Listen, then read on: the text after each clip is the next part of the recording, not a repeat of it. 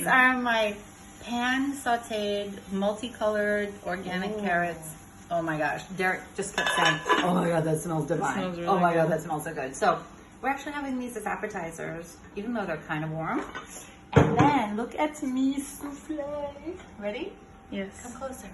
This is the souffle.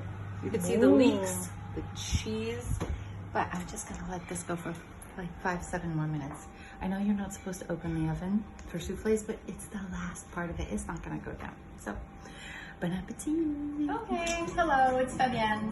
My family wants to let you know what we're making for dinner. So we are having sauteed in butter, multiple colored carrots cut in half. Keep the skin on, but use a beautiful scrub brush, which I don't know where it is, but you scrub the outside when they're organic and cut them in half and you saute them in a wok or something like that. Sometimes I've even kept the greens on, but this is what we're doing for appetizer. And then we have a leek and comté cheese souffle. You can take a peek. Do not open the fridge or the.